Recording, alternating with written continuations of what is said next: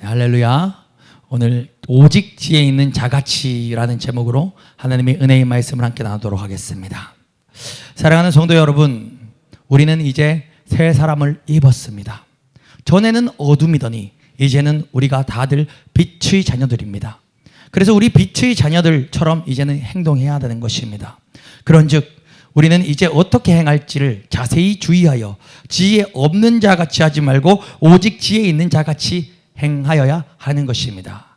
제가 이 짧은 말에 지난주 설교 핵심 빛의 자녀들처럼이라는 제목이었죠. 그리고 오늘 설교 오직 지혜 있는 자같이, 이 설교를 앞에 인스한 문장에 다 넣었어요. 자, 그렇다면 오늘 5장 15절 말씀 한 목소리를 읽어보겠습니다. 시작. 그런즉 너희가 어떻게 행할지를 자세히 주의하여 지혜 없는 자같이 하지 말고 오직 지혜 있는 자같이 하여. 아멘. 전 말씀이 뭐죠? 너희는 이제 빛의 자녀들이다. 빛의 자녀들처럼 행하라. 빛의 열매를 맺어라. 빛의 열매는 오직 착함과 모든 착함과 의로움과 진실함에 있느니라. 너희는 빛의 자녀들이다 하고 15절 그런즉 너희는 어떻게 행할는지를 자세히 주의하여 지혜 없는 자같이 행하지 말고 빛의 자녀니까 지혜 있는 자같이 하라. 그래서 오늘 설교의 제목은 오직 지혜 있는 자같이인 것입니다. 우리는 오직 지혜 있는 자같이 행하여야 합니다. 그러면 하나님께서 오늘 이 시간 우리에게 오직 지혜 있는 자같이 행하는 것이 무엇인지를 세 가지로 요약해서 말씀을 나누도록 하겠습니다. 첫 번째, 세월을 아끼라. 두 번째, 범사에 항상 감사하라.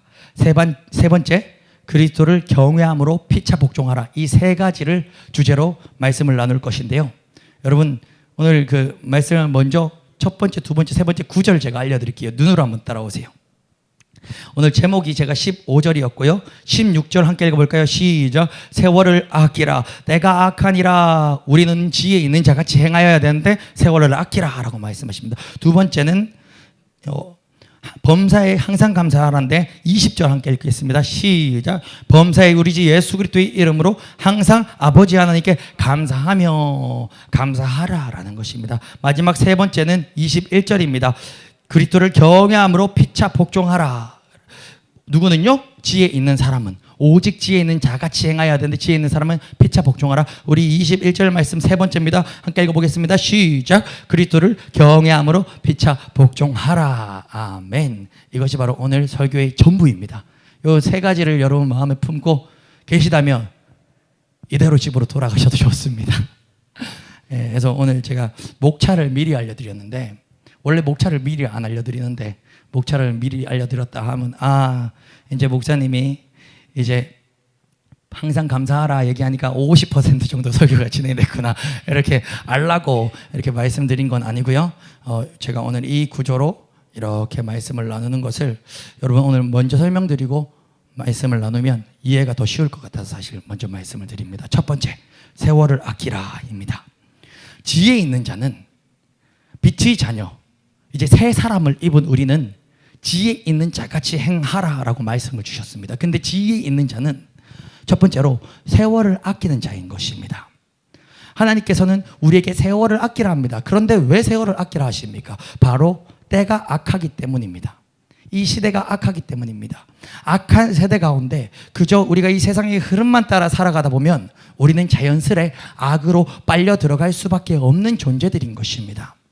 세상은 계속해서 헛된 말로 우리를 속이려 듭니다. 이것도 들었죠? 지난주 설교였죠? 세상은 계속해서 여러분들을 헛된 말로 속이려 듭니다. 근데 그 헛된 말이 너무 합리적이에요. 너무 지혜로운 얘기예요. 다 맞는 말이에요. 근데 그 맞는 말로 우리를 속이려 든다는 것이죠. 어제 설교랑 중복이 되지 않기 위해서 지난주는 제가 세상이 헛된 말로 어떻게 속인다 그랬죠? 지금 세상은 이렇게 얘기하죠. 동성애가 뭐가 문제야?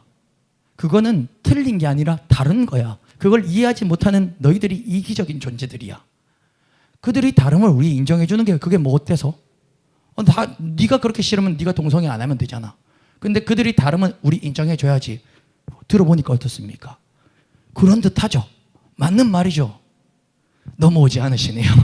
근데 맞네. 그런 듯하네 하면 우리는 자연스레 세상의 흐름에 따라가다 보면 악에 빠진다는 것이에요. 하나님이 죄라 하셨으면 죄인 겁니다.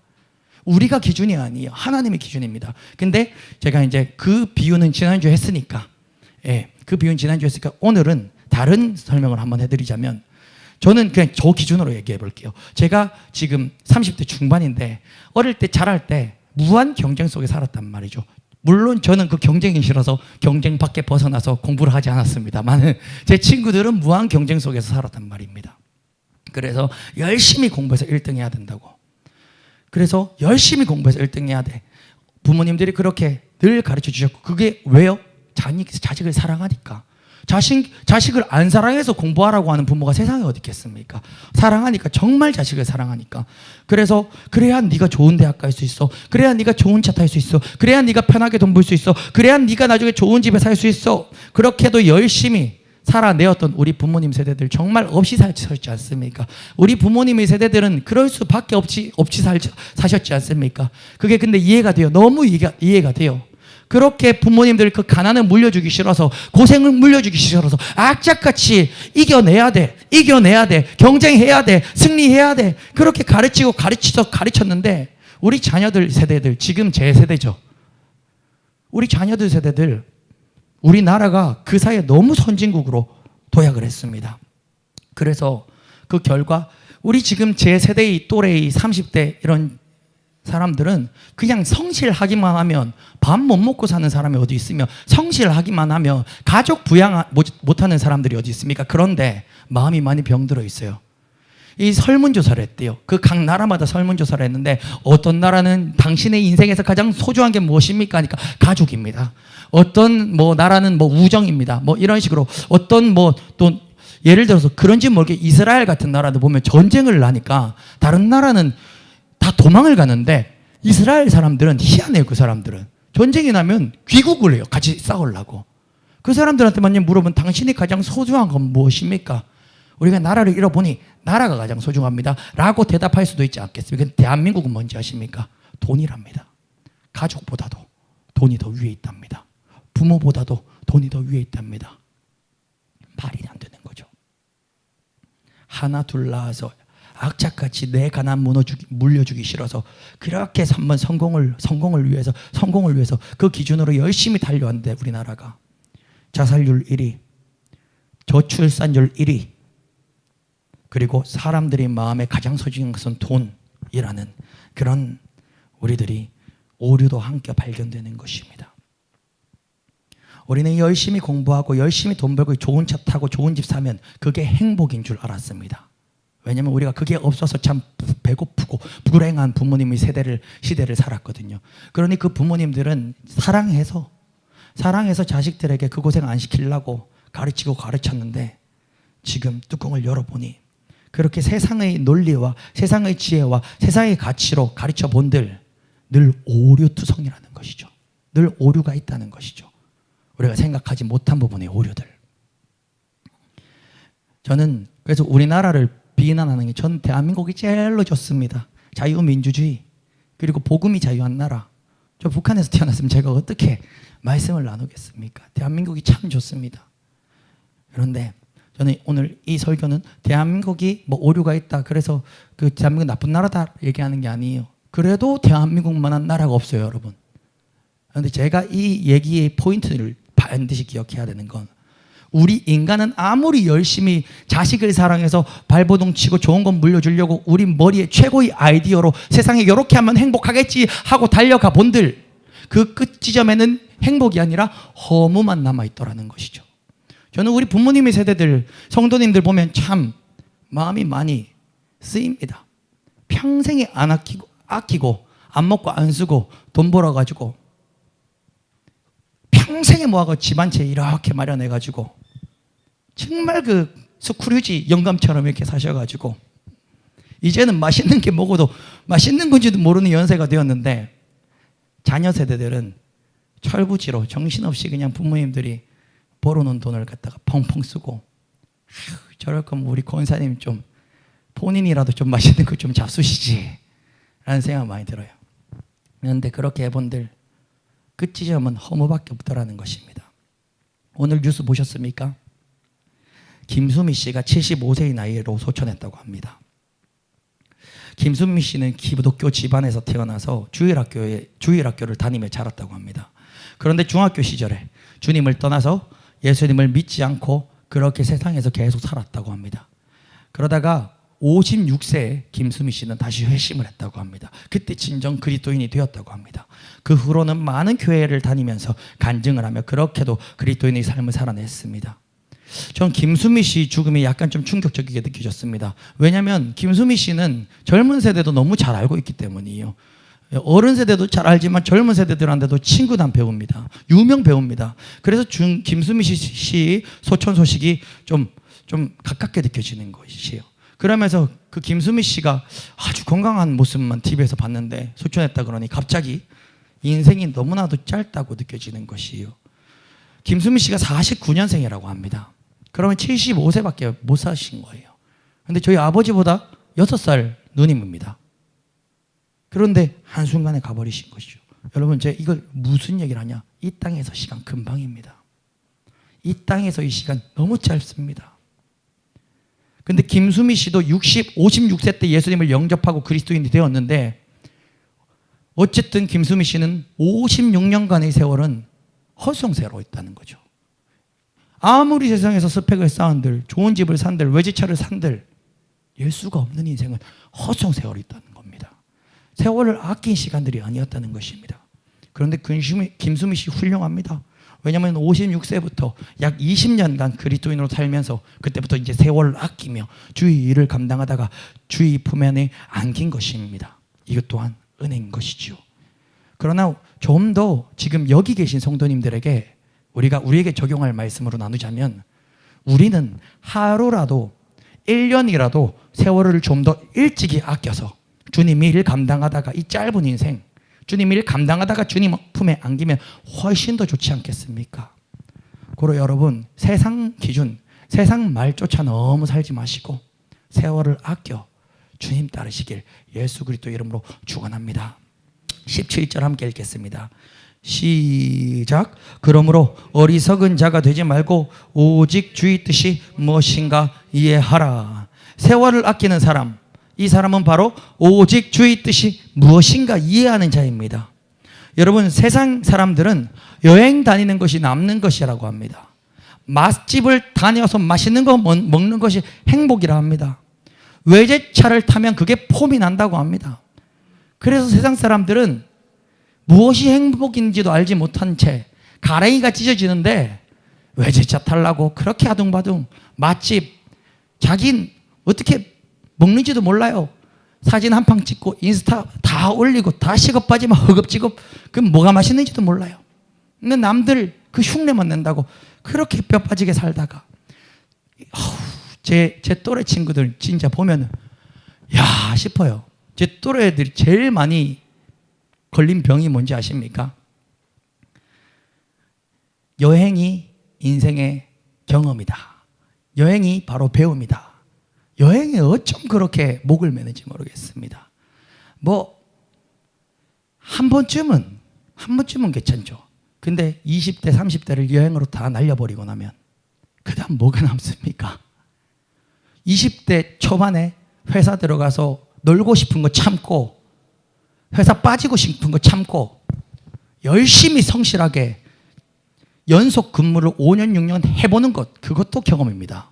여행 다니는 것만 경험이 아니라 여행 다니는 것만 스펙이 아니라 내가 좀 출근하기 싫어도 내가 좀 게으름 피우고 싶어도 우리 가족들 생각해서 4년 5년 열심히 연속 근무해보는 것, 그것도 바로 경험이라는 것입니다. 그 경험은 싹 다 잊은 채 어디 보니까 여행 다니는 게 인생에 남는 거다. 이렇게 젊음 다 태워버리고 나중에 여행 갔다 와가지고 어디 취업할 데 없어가지고 이렇게 한숨 푹푹 쉬면서 계속 이제 인터넷 SNS만 하고 있는 이 시대. 너무 안타까운 일이죠. 여러분, 그래서 세상 사람들은요, 여행 다니는 게 남는 거라 그러고 맛집 다니는 게 행복이라 그러고 외제차 타는 게 폼난다 그러지만 저는 오늘 이 시간 그거 하지 말라는 얘기 아닙니다. 그거 하십시오. 그거 하시는데 하지만 그런 세상 사람들이 말을 다 쫓아가다 보면요, 어느 순간 복음 잃어버리고 자신의 삶 빼앗기는 인생들을 제가 한둘 본 게 아닙니다. 여러분, 주의 뜻이 무엇입니까? 17절 말씀처럼 오직 주의 뜻이 무엇인가 이해하라.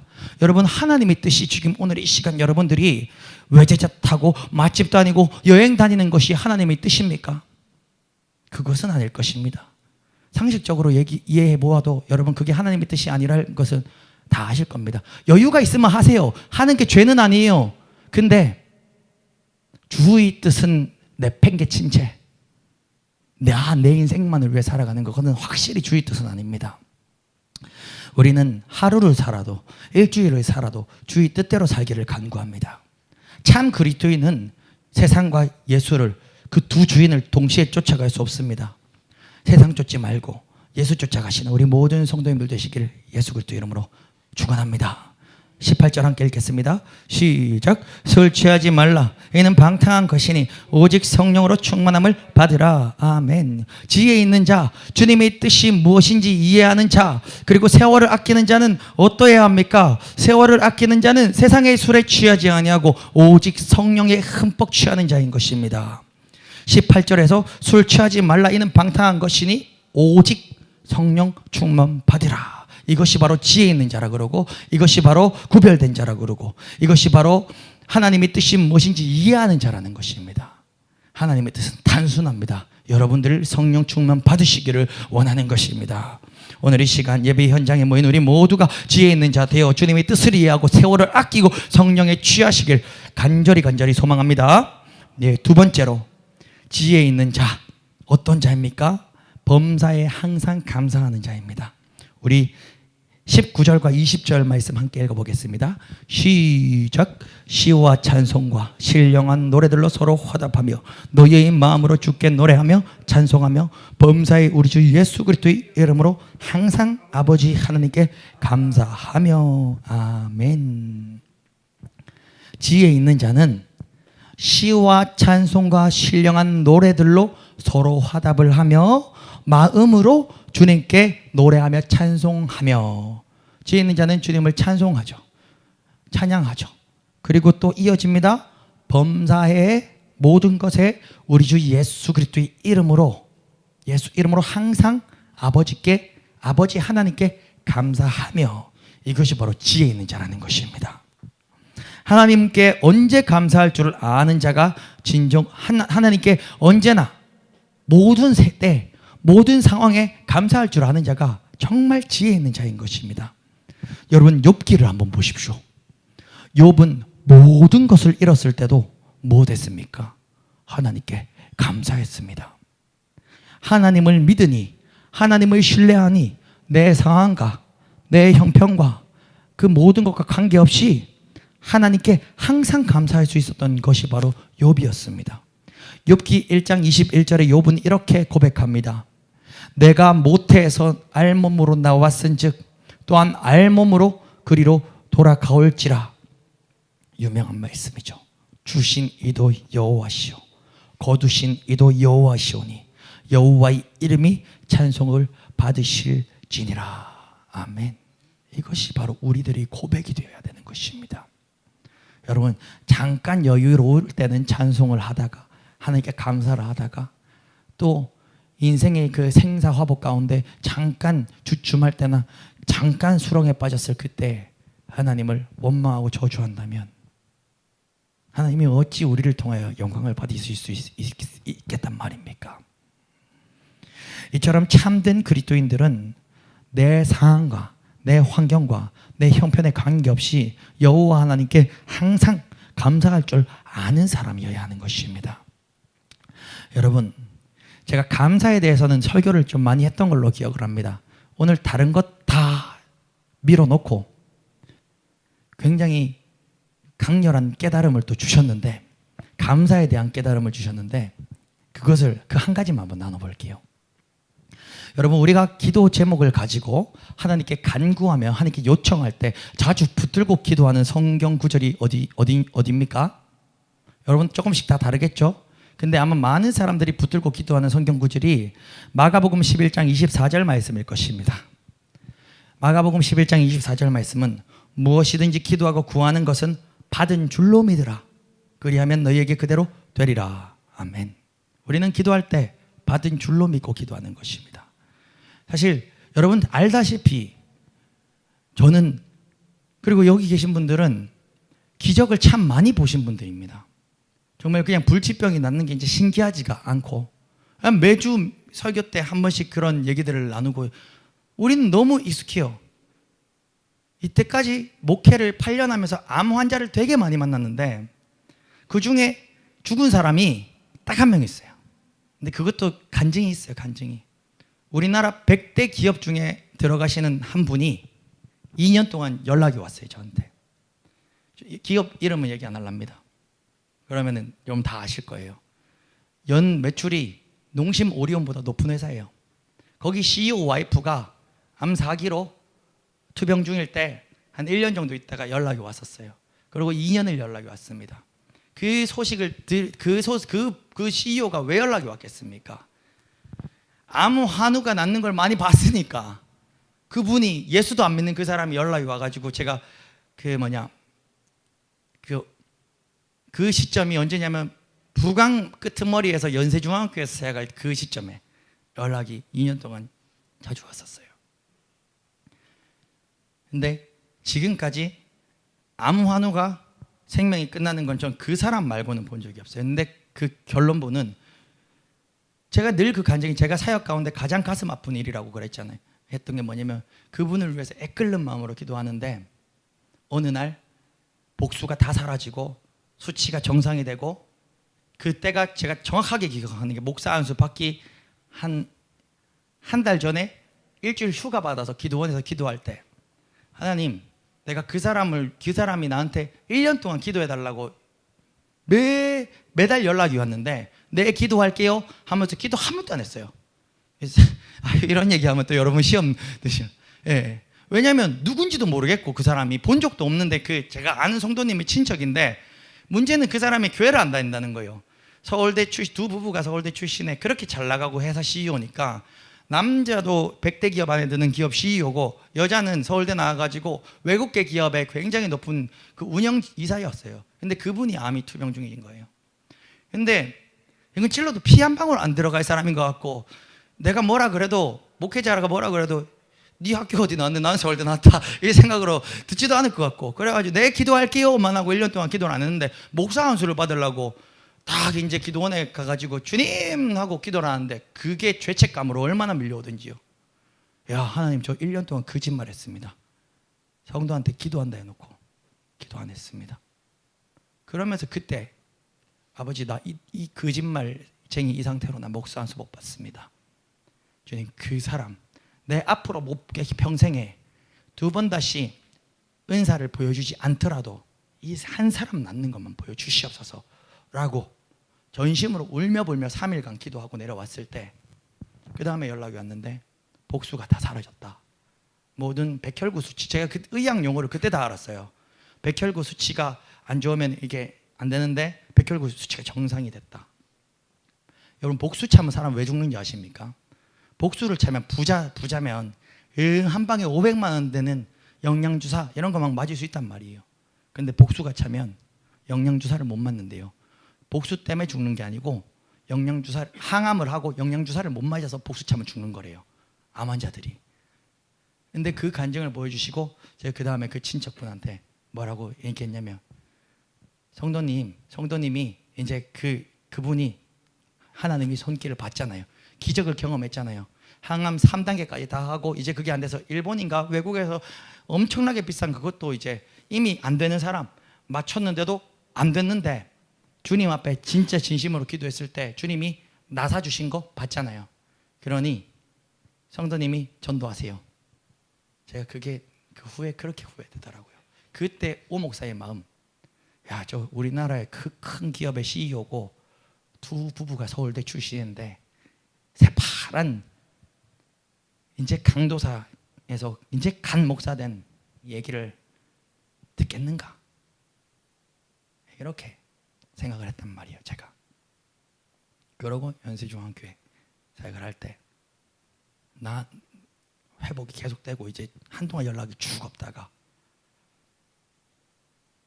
한참 있다가 갑자기 연락 와가지고 갑자기 너무 악화가 됐다고 연락이 오셨어요. 그때 알았어요. 그 당시에 윤석준 목사님도 설교 때 그런 간증을 많이 하셨거든요. 젊었을 때 우리나라에서 군대에서 굉장히 높은 스타의 와이프가 다 죽고 갈 때 목사님한테 왔대요. 그래가지고 그 연세중앙교회 와서 이렇게 살려만 달라고 하면서 이렇게 막 기도를 하고 하면서 하나님이 만지심으로 깨끗하게 완치 판정을 받았는데, 그러고 어느 정도 신앙생활을 잘 하는가 싶더니 한 1년 2년 있다가 또 주님을 떠나서 세상에서 산 거예요. 그러다가 몇 년 있다가 다시 이제 스스로 걸을 수도 없는 처지가 되어서 그 당시에 윤 목사님이 젊었을 시절에 우리나라의 군대 스타였으니까 군용차 삐까번쩍한 거 타고 실려가지고 다시 살려달라고 왔는데, 그때 목사님이 기도를 하니까 이제는 안 되겠구나 라는 확신이 들었다는 거예요. 그분 그 다음에 생을 마감하셨습니다. 그분 말고는 사역 현장에서 암으로 돌아가시는 분 아직 한 번도 못 봤어요. 그런데 여러분, 우리가 그런 환우들이나 이렇게 우리가 여기 이 현장 가운데는 많은 경험들이 있잖아요. 많은 경험들이 있는데 그 여러분들이 아팠을 때 그때 제가 어떻게 기도하라고 말씀을 드립니까? 내 현상은 아직 아파요. 내 현상은 아직 허리 디스크가 아파요. 내 현상은 아직 막 배가 아프고 내 현상은 두통이 있어요. 그렇지만 날 위해 십자가에 못 박혀 죽으시고 물과 피를 다 쏟으신 그 예수 그리스도께서 나를 사랑하시사 나를 구원하신 그 예수님이 내가 주님을 정말 신뢰하고 믿음으로 기도할 때 이미 내 질병, 내 아픔, 내 상처를 치유하셨다라고 믿고 그렇게 고백하고 선포하고 기도하라 라고 말씀을 드렸지 않습니까? 그게 바로 마가복음 11장 24절 말씀입니다. 무엇이든지 기도하고 구한 것은 내가 아직 아픈데, 내가 아직 여기 배에 암덩어리가 있는 것 같은데, 있는 것 같은데도 아니에요. 이제 아버지 만져주셨음에 감사합니다. 아버지 치유하셨음에 감사합니다. 아버지 나는 이제 주님 겁니다. 이 암덩어리 깨끗하게 치유함 받고 내 일평생 남은 인생 주를 위해 살겠습니다. 주님 사용하시옵소서. 이미 나를 받으셨음에 감사합니다. 이것 여러분 많이 가르쳤지 않습니까? 그래서 제가 서울에 있었던 두 제자 아이, 어떤 애는 자꾸 어지러워서 쓰러지는 불치병으로 대학병원과 우리나라 제일 유명한 한의원 다 다니는데도 안 됐던 그 아이, 기도받고 방언이 터지면서 그 질병이 회복되었다는 간증. 근데 거기서 안 끝났죠. 회복이 됐고 치유를 받았는데 6개월 있다 또 쓰러지는 거예요. 이상하다, 난 치유 받았는데. 그때 이 아이가 확 무너졌다가 일주일도 안 돼서 다시 일어났어요. 아니야, 원수마귀야, 나를 속이지 마. 나는 하나님의 딸이야. 나는 이미 치유함 받았어. 이렇게 하고 나아갔을 때 그 친구 이제 2년 좀 지났어요. 이제 3년 되어 갑니다. 그 아이의 간증. 집안에서 홀로 예수 믿던 그 친구가 자기 어머니 전도하고 이제 엄마랑 교회 같이 다니고 있어요. 두 번째, 40년 담배를 피웠던 아빠가 담배를 끊었어요. 그리고 그 아빠가 그 아이한테 야 딸아, 너 교회 가서 감사한 거 50만 원 해라 하면서 농담으로, 그 아빠는 교회를 안 다니거든요. 근데 곧 그 아빠 교회 나올 겁니다. 왜? 그 아이가 어지러움이 올 때마다 원수마귀야, 나를 속이지 마. 난 이미 취함 받았어. 너는 주님이 사랑해서 끊을 수 없어 하면서 믿음으로 계속 나아갈 때 그 친구는 일주일에 한 번씩 쓰러졌어요. 그래서 대학병원에 늘 가방에 약이 있었고 두통약이랑 쓰러지는 약이요. 근데 대학병원에서도 굉장히 유명한 교수도 병명을 찾지 못하는 그 아이 다 나았지 않습니까? 지금 너무 사회생활 잘하고 있지 않습니까? 그러니 우리는 기도할 때 먼저는 받은 줄로 믿고 기도해야 되는 것이에요. 이게 굉장히 중요한 포인트. 근데 이런 거는 있어요. 내 죄 때문에 내가 지금 아픈 거나 이런 게 있어요. 그럼 분별을 잘 하셔야 돼요. 내가 회개하지 못해서 내가 지금 아프거나 이런 부분들이 있을 수 있어요. 그런 거는 내 죄는 회개하지 않고 받은 줄로 믿고 간만 기도해봤자 안 나아요. 그럼 뭐죠? 회개가 제일 빠른 약인 겁니다. 내가 주님 앞에 숨겨왔던 거, 내가 감추었던 거 주님 앞에 철저히 회개하면 하나님 터치해 주세요. 회개한 아들, 딸 터치해 주세요. 그리고 그때 받은 줄로 믿고 또 기도하면 나아가는 거예요. 왜냐면요, 치료는 한 번에 일어나기도 하지만 기간을 두고 일어나기도 하거든요. 하나님의 치유는. 근데 기간을 두고 일어날 때 경험하시는 게 여러분들 믿음의 성장이 굉장하게 큰 유익을 누리실 것입니다. 근데 제가 오늘 감사 얘기하다가 왜 갑자기 치유 얘기를 하는가? 제가 이걸 깨달았단 말입니다. 기도하고 말씀을 나누는 가운데 우리가 기도하고 구할 때 이미 받은 줄로 믿고 기도하라고 배웠습니다. 그래서 아직 현상으로는 이루어지지 않은 기도 제목이라 할지라도, 예를 들어서 나는 여전히 내 자식이 오토바이 타고 막 방황을 하고 있다 할지라도 기도할 때 하나님, 우리 아들 오토바이 버리고 이제 세상 버리고 이제 주님의 품에 안겨 주님의 아들로 살게 하심에 감사합니다 라고 제가 기도하라고 가르쳤지 않습니까? 그런데 여러분, 그렇게 될 줄 믿습니다 하고 기도하는 것보다 한 단계 위가 있단 말이에요. 그게 바로 감사예요. 감사. 여러분, 예를 들어 내 아들이 아직 오토바이를 타고 오토바이 비유로 안 할게요. 제가 왜 깨달았는지를 얘기해드리면 좀 웃기실 수 있지만 좀 더 와닿으실 것 같아서 제가 깨달은 이유를 말씀드릴게요. 제가 30대 중반인데 아직 결혼을 못 하지 않았습니까?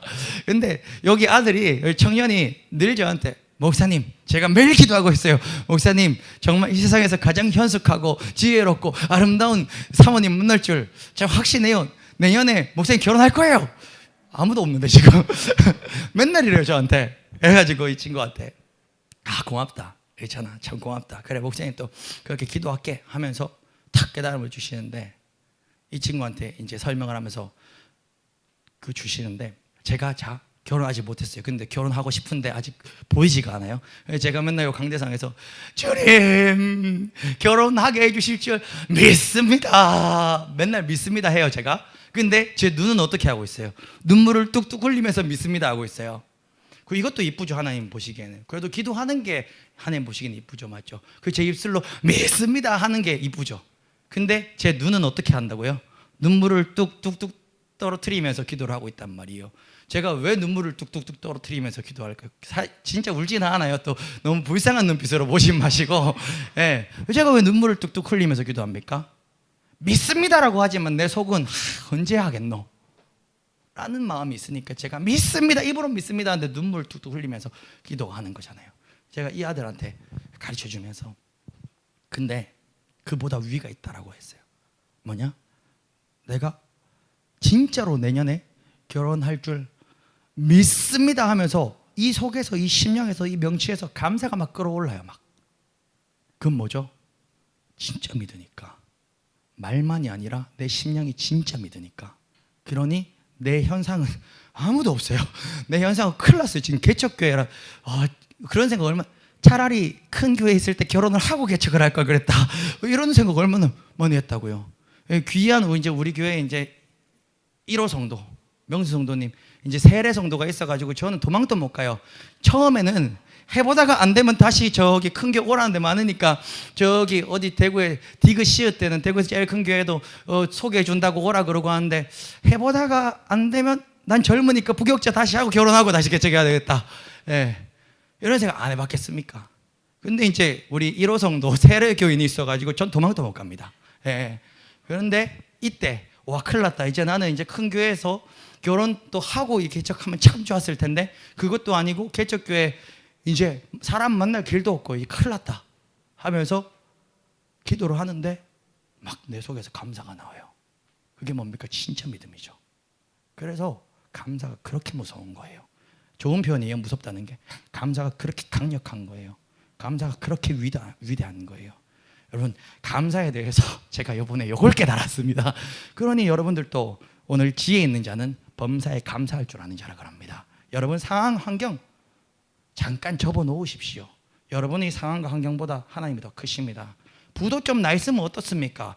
천지를 창조하신 하나님이 여러분들 부도 난 회사 못 일으키겠습니까? 천지를 창조하신 하나님이 여러분 결혼 좀 못했으면 어떻습니까? 천지를 창조하신 하나님이 내일이라도 갑자기 35세의 어떤 자매를 만들어가지고 붙여주실 수 있지 않겠습니까? 그러니 우리 상황 환경 접어놓고 감사함으로 나아가자고요. 그게 바로 지혜 있는 자입니다. 마지막 세 번째, 그리스도를 경외함으로 피차 복종하라입니다. 마지막 세 번째, 오직 지혜 있는 자는 그리스도를 경외함으로 피차가 뭐죠? 서로 간에 복종한다는 것입니다. 21절 말씀 함께 읽어보겠습니다. 시작. 그리스도를 경외함으로 피차 복종하라. 아멘. 우리는 그리스도를 경외함으로 피차 간에 서로 간에 복종해야 되는 것입니다. 무엇 때문에 우리가 서로가 서로 간에 복종해야 되는 것이죠? 예수 그리스도를 경외함으로인 것입니다. 그 구체적인 예시가 오늘 5장 22절부터 6장 9절까지 말씀입니다. 우리가 5월만 되면 가정의 달에 에베소서 5장과 6장 말씀을 매년 듣습니다. 그런데 많은 성도님들이 가정의 달을 맞이하여서 에베소서의 말씀을 교회에서 듣고서는 그 말씀을 가지고 집에서 그렇게 싸우더라고요. 아내와 남편, 아내들이여 자기 남편에게 복종하기를 주께 하듯 하라. 남편들이여 자기 아내 사랑하기를 그리스도께서 교회를 사랑하시고 그 교회를 위하여 자신을 주신같이 하라. 부모들이여 자녀들이여 내 부모에게 순종하고 공경하라. 이것이 바로 약속 있는 첫 계명이니라. 부모들이여 내 자녀를 노엽게 하지 말라. 이 말씀을 주일날 딱 듣고 저희 집 얘기예요. 저희 집 얘기. 집에서 싸울 때만 되면 성경에서 어디 남편한테 주님께 복종하듯 하라 그랬는데 그렇게 하도록 하자고. 그리고 그러면 또 곽 권사님 가만히 안 있죠. 곽 권사님 성경에서 주님께서 예수님이 자기 몸을 그리스도 교회에 주신 것처럼 하라고 이렇게 얘기하시고, 저도 자유하지 않습니다. 제 부모님하고 집에서는 많이 그런 안 다툽니다. 그러면은 제 아버지가 저한테 그러는 것이죠. 야, 네가 임마 성경에서 부모를 공경해야 이 땅에서 잘 되고 축복받는다 그러는데 축복 잘 받겠다 이렇게 말씀하시면 저는 또 가만히 안 있죠. 아빠 하면서 성경에서 자녀를 노엽게 하지 말라고 안 하시더냐 하면서 막 이렇게 우리는 그 5월 달에 제일 많이 싸워요. 저희 집 5월 달에 제일 많이 싸웁니다. 그런데 사랑하는 우리 성도 여러분, 성경 구절 가지고 부부싸움 하지 않으시기를 간절히 소망합니다. 우리가 의찬 청년이 지난 주중에 저한테 이 설교를 듣기 전에 먼저 이 친구가 말씀을 깊게 묵상을 해요. 매일 교회로 오거든요. 새벽 기도를 저희 교회로 오거든요. 칠곡에서. 그래서 말씀을 묵상하면서 에베소서 이 5장 끄트머리, 목사님 이거 이제 다음 주 설교죠? 하면서 저 좀 묵상할게요 하면서 이렇게 묵상을 이렇게 막 종이에 적어가면서 열심히 하고 나중에 한참 있다 와가지고 저한테 묻는 거예요. 참 미안하다. 목사님 에베소서 5장 말씀에 보면 아내는 남편에게 복종하기를 주께 하듯 하라라고 적혀 있는데 요즘 TV에 보면 그 여자가 과장을 꽉 잡고 있는 경우가 너무 많잖아요, 목사님. 그리고 여자가 경제권을 가지고 남편에게 용돈을 주는 경우를 많이 보는데 목사님 그거는 굉장히 성경적이지 않은 거 아닙니까? 라고 물어보더라고요. 아무래도 이 아이가 그 질문을 하는 게 너무 이뻐요. 왜냐하면 말씀을 읽었으니 그 질문을 할 수 있고, 성경에서 복종이라는 단어가 여자가 남편에게 복종하라는 이 단어를 읽으면 좀 더 그렇게 이해할 수 있지요. 그런데 제가 오늘은 이 남편과 아내, 자녀와 부모, 그리고 종과 상전에 대해서 깊게 설교하는 날은 아닙니다. 에베소서 강해인데 이 뭉뚱그려서 그냥 한 가지 포인트만 잡고 넘어갈 거예요. 한 가지 포인트만 집중시켜드리고 넘어갈 거예요. 근데 이 부분에 오해가 많아서 이 부분 살짝만 설명드리고 넘어가는 것입니다. 하나님께서 가정을 만드시고 그 질서를 부여하셨습니다. 근데 가정의 머리는 남편이 맞고 가장이 맞습니다. 그리고 그 가정의 머리 되는 남편이 가정을 잘 다스리기 원하시는 것이 바로 하나님의 뜻이고 하나님의 마음입니다. 그런데 우리가 복종의 단어만을 놓고 보면 남성 중심적인 가부장적인 제도를 옹호하는 데 사용되어지는 이 구절을 좀 그렇게 사용해 했던 경우도 좀 많이 있어요. 그런데 그렇지 않습니다. 아내와 남편에 대한 말씀을 더 구체적으로 보면요, 아내는 남편에게 22절에서 24절의 명령을 받았어요. 몇 절이죠 그게? 제가 그냥 유머러스 이렇게 설명해 드릴게요. 설교 짧게 하려고. 22, 23, 24절 세 절이에요. 하나님이 아내한테 명령했어요. 세 절 말씀만큼 명령했어요. 근데 하나님이 남편에게는 25절에서 29절 말씀으로 명령을 했어요. 몇 절 말씀으로 명령했습니까? 25, 26, 27, 28, 29 다섯 절이죠. 쉽게 말하면 글자 수만 보더라도 가정의 머리 되는 남편에게 말씀하시는 것이 하나님께서 훨씬 많은 거예요. 아내는 남편에게 주께 복종하듯 복종해야 합니다.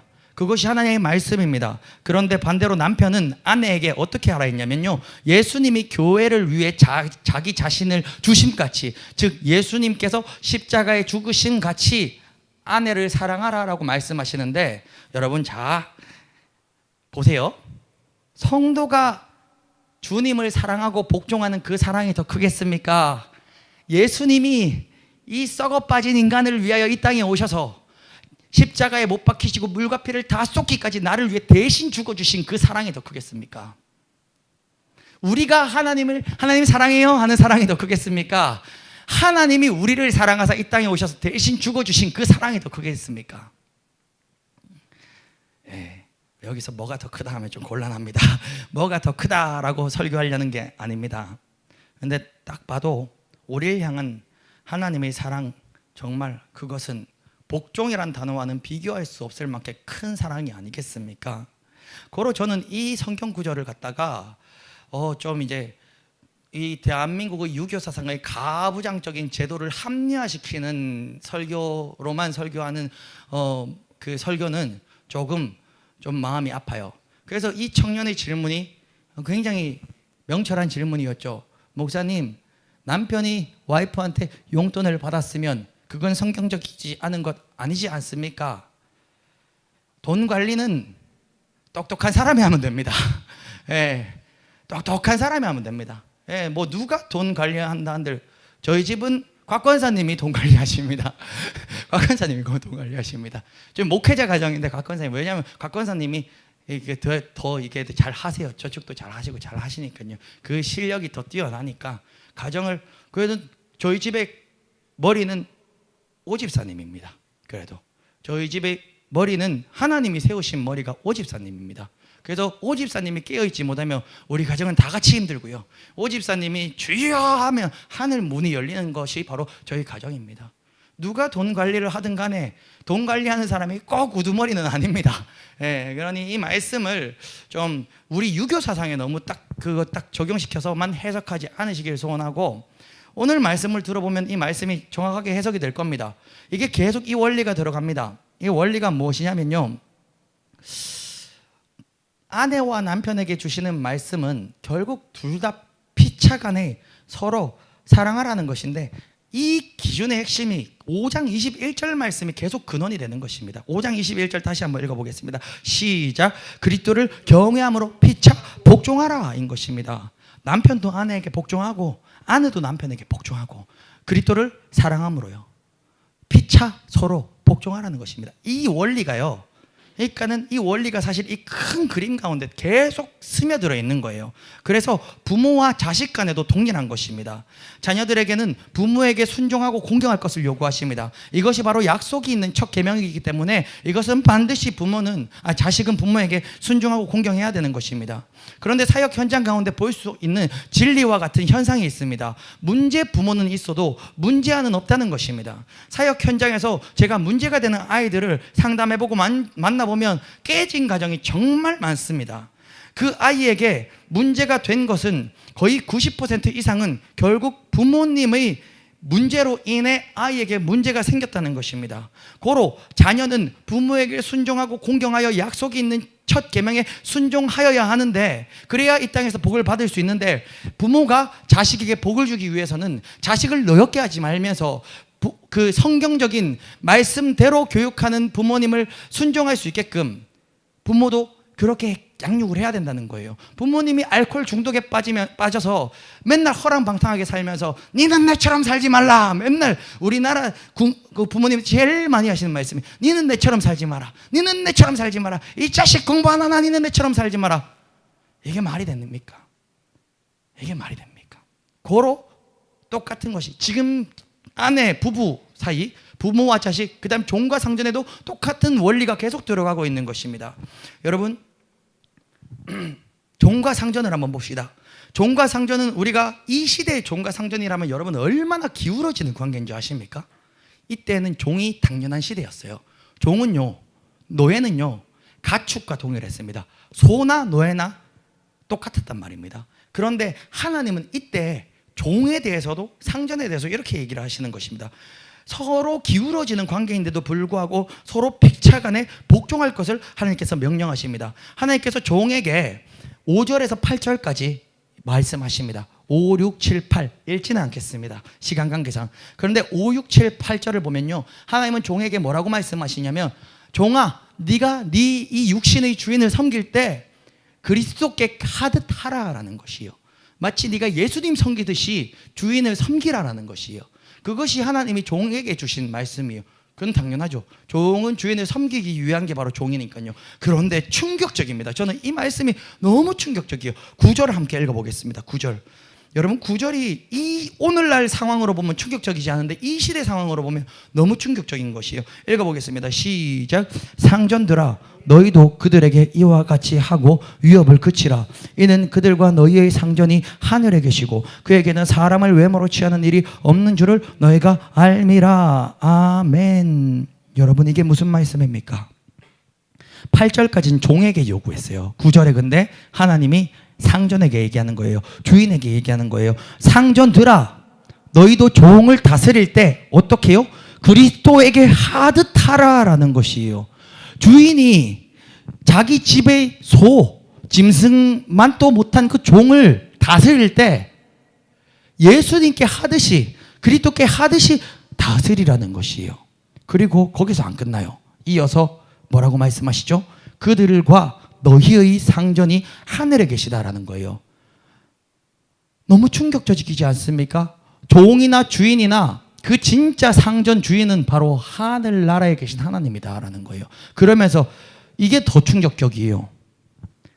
하늘에 계시고 그에게는, 하나님은 사람을 외모로 취하는 일이 없는 줄 너희가 알미라. 이게 뭔 말이죠?